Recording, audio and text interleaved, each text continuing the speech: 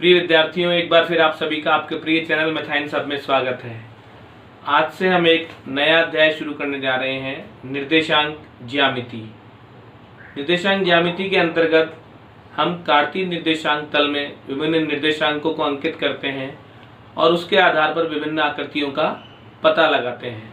इसके द्वारा हम विभिन्न बीजीय समीकरणों को भी निरूपित कर सकते हैं। हम विभिन्न बिंदुओं के मध्य में, निर्देशांकों के मध्य में दूरी ज्ञात कर सकते हैं। उनके विभाजन सूत्र पर आधारित सवालों को हल कर सकते हैं। आप सभी को ध्यान होगा, जो कार्तीय निर्देशांक तल होता है उसमें दो अक्ष होते हैं, एक्स और वाई। ये एक्स और वाई अक्ष कार्तीय निर्देशांक तल को चार भागों में बांटते हैं, जिन्हें हम कहते हैं चतुर्थांश। अगर कोई भी बिंदु एक्स अक्ष पर होता है तो उस पर वाई निर्देशांक 0 होता है, और कोई बिंदु y अक्ष पे होता है तो उस पर x निर्देशांक 0 होता है। जहाँ पर दोनों अक्ष एक दूसरे को प्रतिच्छेद करते हैं वो बिंदु कहलाता है मूल बिंदु। इस मूल बिंदु का निर्देशांक हम लिखते हैं 0,0 ब्रैकेट के अंदर। तो इस तरह से हमें अगर दो निर्देशांक दिए गए हों और उनके मध्य में दूरी ज्ञात करनी हो, या हमें एक वक्र बना हुआ दिया हुआ है और उसमें हमको बिंदु दिए हुए हैं, उनके हमको निर्देशांक ज्ञात करने हैं, तो इन्हें हम किस प्रकार से ज्ञात करेंगे ये हम देखते हैं प्रश्नावली 9.1 में। तो प्रश्नमाला 9.1 का प्रश्न नंबर 1, दिए गए आकृति से बिंदुओं P, Q, R व S के निर्देशांक ज्ञात कीजिए। आपको दिख रहा होगा इसमें एक x अक्ष है और एक y अक्ष है। सबसे पहले देखिए, बिंदु P 4 और 6 के बीच में x अक्ष पर कट रहा है और 2 और 4 के बीच में y अक्ष पे कट रहा है। तो बिंदु P के निर्देशांक हो जाएंगे हमारे 5, 3। इसी प्रकार आप देखिए बिंदु Q x अक्ष पर -4 और y अक्ष पर है 6। तो बिंदु Q के निर्देशांक हो जाएंगे -4, 6। निर्देशांक लिखते समय आपको ये ध्यान रखना है कि x निर्देशांक पहले लिखना है, y निर्देशांक बाद में लिखना है। अब देखिए बिंदु R देखिए x अक्ष पर -2 और -4 के बीच में, अर्थात -3 पे स्पर्श कर रहा है और y अक्ष पे -2 पे स्पर्श कर रहा है। तो बिंदु R के निर्देशांक हो जाएंगे -3, -2।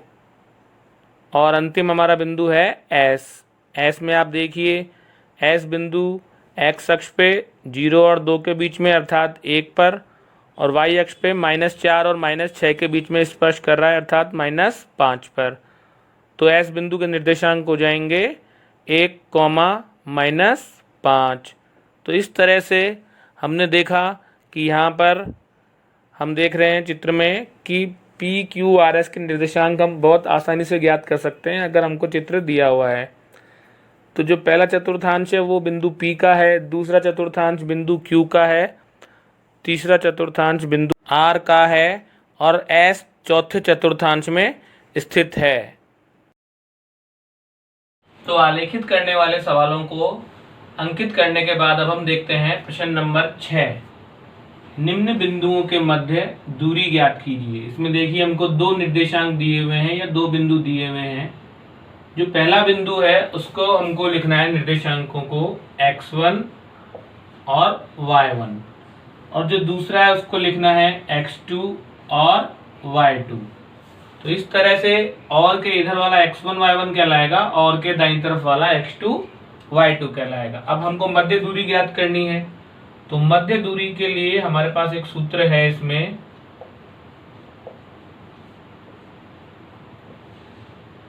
अंडर रूट में x2 माइनस x1 का whole square plus y2 minus y1 का होल स्क्वायर। इस सूत्र को आप कैसे भी उपयोग कर सकते हैं। अगर आप पहले 1 लिख रहे हैं तो बाद में 2 लिखेंगे, पहले 1 बाद में 2। अगर पहले आपने 2 लिख रखा है तो दोनों में पहले आपको 2 लिखना है और बाद में क्या लिखना है, 1 लिखना है। अब देखिए x2 का मान है यहाँ पर -1 और x1 का मान है -6।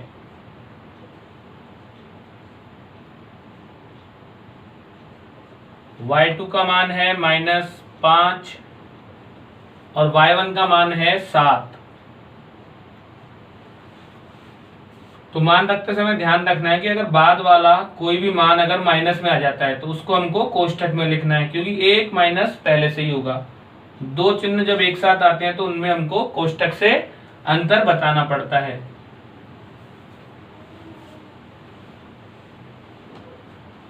अब देखिए -1 माइनस माइनस हो जाएगा +6 होल स्क्वायर, -5 और -7 हो जाएगा, दोनों माइनस के इसलिए दोनों जुड़ जाएंगे, -12 का होल स्क्वायर। अब 6 प्लस का और 1 माइनस का तो ये हो गया 5 स्क्वायर प्लस -12 का स्क्वायर।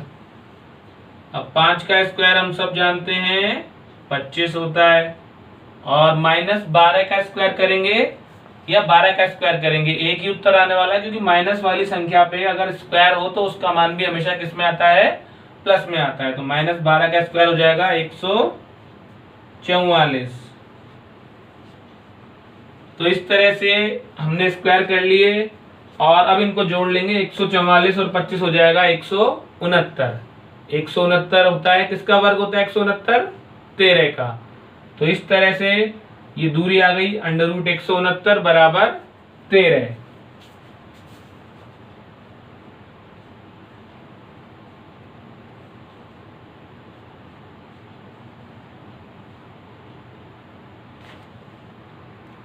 इसी का प्रश्न नंबर 3 है 81 स्क्वायर ट्वाइस 81 और 82 स्क्वायर ट्वाइस 82। तो पहले इसमें भी हम लिख लेंगे x1 81 square, y1 twice 81, x2 82 square, y2 twice 82। तो उसके बाद हमको वही लिखना है मध्य दूरी का सूत्र।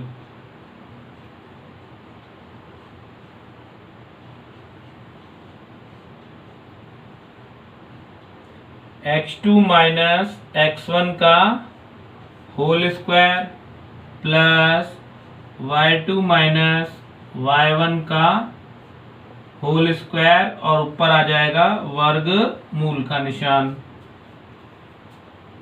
अब ध्यान से देखिए x2 का मान है a_t2 स्क्वायर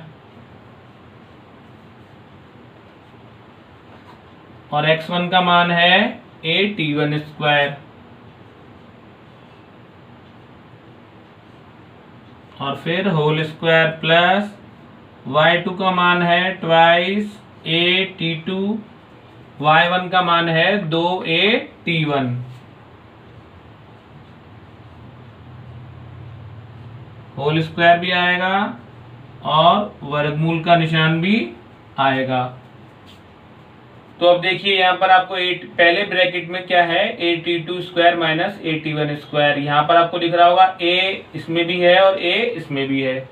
ये t2 पूरी एक संख्या है, t1 भी पूरी एक संख्या है, t को अलग हमको नहीं करना है। तो यहाँ पर केवल देखिए आप उभयनिष्ठ आ रहा है a, तो यहाँ से हम a उभयनिष्ठ ले लेंगे और जब उसको कोष्ठक से बाहर लिखेंगे तो साथ में हमको क्या लगाना पड़ेगा, स्क्वायर। तो इस तरह से हो जाएगा a स्क्वायर, अंदर बच जाएगा t2 square minus t1 square whole square. और यहाँ पे भी देखिए क्या कॉमन आ रहा है, 2a यहाँ पर भी है t2 के साथ, 2a t1 के साथ भी है, तो यहाँ से क्या कॉमन आ गया 2a। लेकिन जब उसको हम कोष्ठक से बाहर लेंगे तो उस पर भी क्या लगाना पड़ेगा हमको, स्क्वायर। अर्थात जब कोष्ठक से बाहर आएगा तो वो 2a का होल स्क्वायर बन जाएगा, और जब हम उसको खोलेंगे तो क्या आ जाएगा 2 का स्क्वायर 4 और a स्क्वायर। तो अंदर रह जाएगा t2 माइनस t1 का होल स्क्वायर।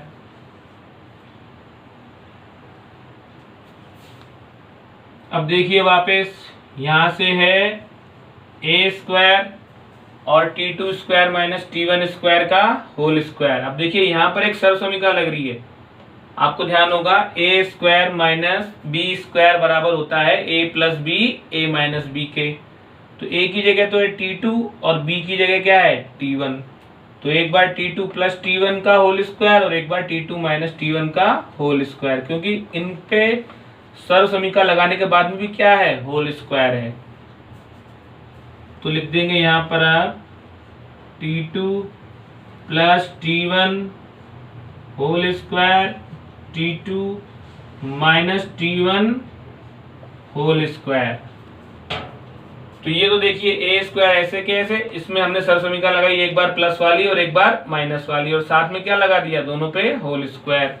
और ये ऐसे कैसे रहने वाला है, plus 4a square T2 minus T1 का होल स्क्वायर।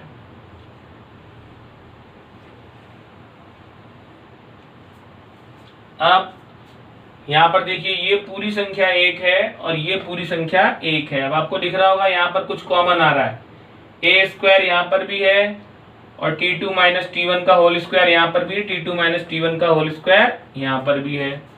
तो ये जो ए स्क्वायर है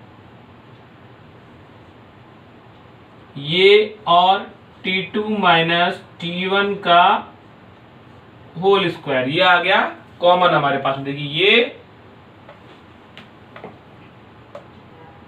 तो यहां से क्या बच जाएगा, T2 प्लस T1 का होल स्क्वायर, क्योंकि देखिए ये और ये हमने कॉमन ले लिए। तो अब बच जाएगा, यहाँ पर बड़ा कोष्टक लगाना है हमको, जिसमें बच जाएगा T2 प्लस T1 का होल स्क्वायर, और यहां से बचेगा केवल 4, क्योंकि ये दोनों हम पहले ले चुके हैं बाहर। तो इस तरह से बहुत ध्यान से इसको आपको लिखना है। अब देखिए कोष्ठक के बाहर हमारे पास दो संख्याएं आ गई गुणा में, जिन दोनों पे क्या लग रहा है, स्क्वायर। और जब भी हम स्क्वायर वाली संख्या का वर्गमूल लेते हैं तो उनका स्क्वायर हट जाता है और उनके ऊपर से वर्गमूल का निशान भी क्या होता है, हट जाता है। अर्थात ये दोनों संख्याएं वर्गमूल से बाहर निकल के आ जाएंगी और यहाँ पे हो जाएगा वर्गमूल के बाहर a T2 माइनस T1 और वर्गमूल के अंदर रह जाएगा T2 प्लस T1 का होल स्क्वायर प्लस 4। तो इस तरह से देखिए पूरा प्रश्न बहुत ही अच्छा प्रश्न है ये। इसमें आपको बहुत ध्यान से मान रखने हैं, क्योंकि इसमें आपके सर्व समीकरणों का भी उपयोग हो रहा है। देखिए यहाँ पर पहले सर्व समीकरणों का उपयोग हुआ है ए स्क्वायर माइनस बी स्क्वायर, ए प्लस बी, ए माइनस बी। फिर हमने क्या किया, कॉमन लिया। कॉमन लेने के बाद बहुत ध्यान से जिस पे स्क्वायर था उसको हमने वर्गमूल से बाहर निकाल लिया, वो गुणा में होना चाहिए, बस ये ध्यान रखना है। जो होल स्क्वायर है साथ में जोड़ में है वो वर्गमूल के अंदर ही रहेगा। इस पूरे प्रश्न को आप समझने के लिए इस वीडियो को पॉज कर दीजिए और बहुत ध्यान से इसको लिखिए और फिर समझिए। अब अगले प्रश्न नंबर 7 में हमको 3 बिंदु दिए गए हैं और इन तीनों बिंदुओं को हमको सिद्ध करना है कि इनसे मिलकर एक समकोण त्रिभुज बन रहा है, अर्थात ये एक समकोण त्रिभुज के शीर्ष हैं। तो देखिए कैसे करेंगे। पहले हमको क्या करना है, इन तीनों बिंदुओं को नाम दे देना है कि बिंदु ए 2 माइनस 2, बिंदु बी माइनस 2,1, सी 5,2 है। इनको आप एबीसी की बजाय पी क्यू आर एस कै ख गए कुछ भी नाम दे सकते हैं। तो हमको क्या ज्ञात करना पड़ेगा, पहले जो त्रिभुज होता है उसमें हम जानते हैं 3 भुजाएं होती हैं, तो उन तीनों भुजाओं की लंबाई ज्ञात करनी पड़ेगी पहले। तो सबसे पहले देखिए हमसे भुजा बन रही है ए बी, तो यहां पर हम लिख देंगे ए बी बराबर ए अर्थात 2, माइनस 2,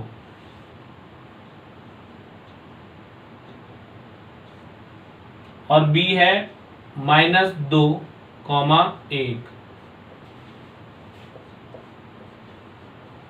के मध्य दूरी। क्योंकि जो ए बी की लंबाई होगी वो ए व बी के मध्य दूरी होगी, तो हमको लिखना पड़ेगा बिंदु ए के निर्देशांक क्या है, बिंदु बी के निर्देशांक क्या है। अब इसके बाद में सूत्र लिखेंगे हम x2 माइनस x1 का whole square plus y2 minus y1 का होल स्क्वायर, और इस पे लगा देंगे अंडर रूट। अब कुछ नहीं करना है, हमको सूत्र में मान रखना है। देखिए पहले x1 y1 x2 y2, तो सूत्र होता है x2 माइनस x1। x2 का मान कितना है, माइनस 2, x1 का मान है 2, तो हो जाएगा minus 2, minus 2 whole square, plus y2 का मान है 1, और y1 का मान ध्यान से देखिए -2 है। y1 का मान -2 है और y1 से पहले निशान कौन सा आता है? माइनस का, तो माइनस माइनस हो जाएगा प्लस। अभी हम पिछले सवाल में देख चुके हैं कि अगर बाद वाला निर्देशांक माइनस में आता है तो माइनस माइनस क्या हो जाते हैं? प्लस हो जाते हैं।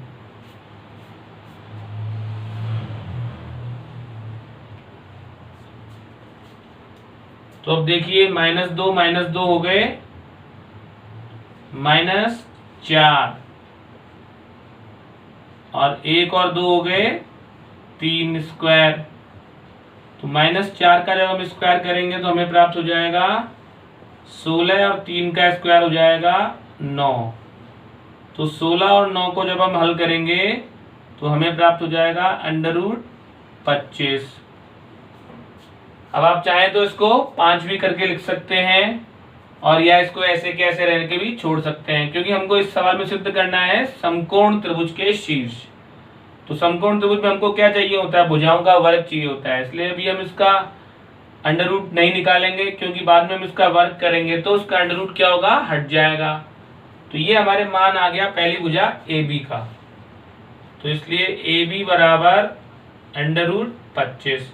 इसी प्रकार दूसरी भुजा हमारे बनेगी BC। तो BC बराबर देखिए आप पहले लिख देंगे BC बराबर -2,1 व C का मान है 5,2।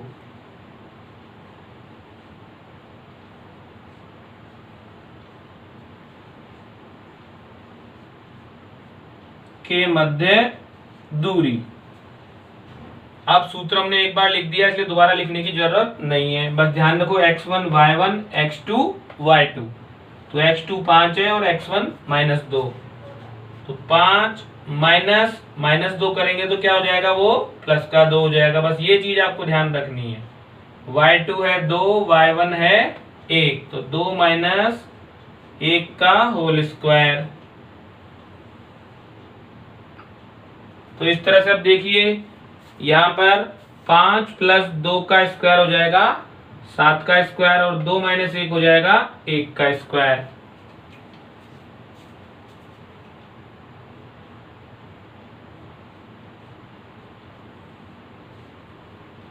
तो 7 का स्क्वायर करेंगे तो 49 और 1 का स्क्वायर करेंगे तो 1 प्राप्त होगा।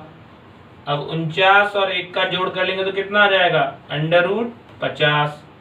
तो इस तरह से BC का मान भी हमको प्राप्त हो गया, कितना? √50।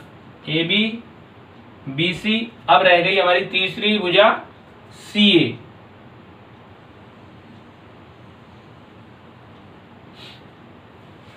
तो CA के मध्य दूरी CA लिख सकते हैं, आप इसको AC भी लिख सकते हैं।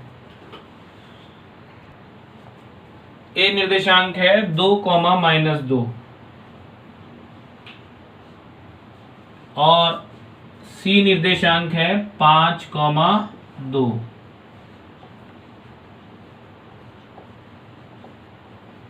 के मध्य दूरी।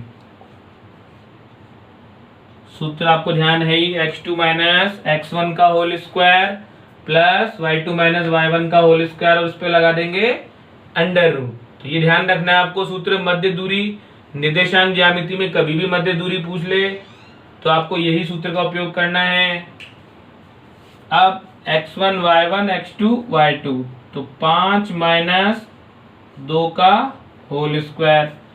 y2 देखिए 2 है और y1 है -2, तो y2 की जगह रख देंगे हम 2 और माइनस माइनस हो जाएगा +2। 5 में से 2 घटाएंगे कितना बचेगा? हाँ 3। और 2 में 2 जोड़ देंगे तो हो जाएगा 4। 3 का स्क्वायर 9, 4 का स्क्वायर 16। 16 और 9 को जोड़ देंगे तो कितना प्राप्त हो जाएगा? 25।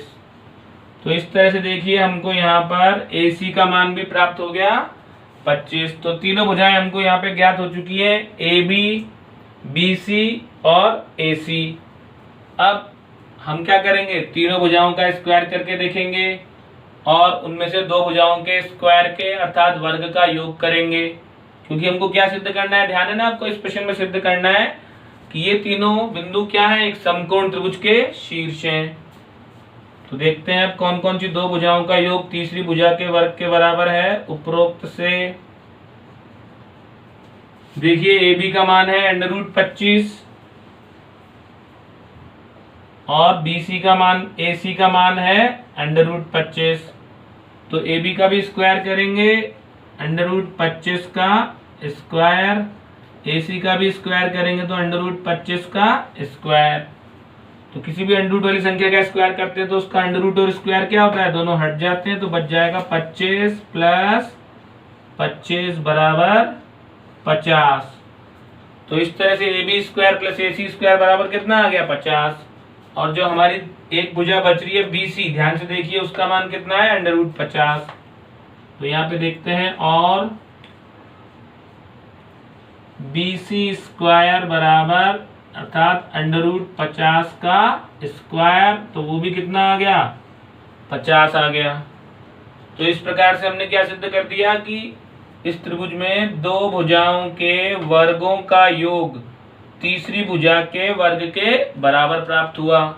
अतः यह तीनों क्या हो जाएंगे, समकोण त्रिभुज के शीर्ष। तो लिख देंगे यहाँ पर अर्थात AB² + AC² बराबर किसके प्राप्त हुआ, BC², जो हमारे कौन सी प्रमेय को प्रदर्शित करता है, पाइथागोरस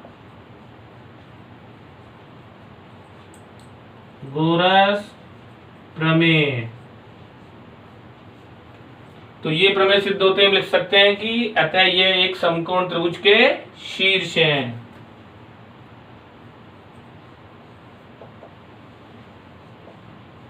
ये तीनों समकोण त्रिभुज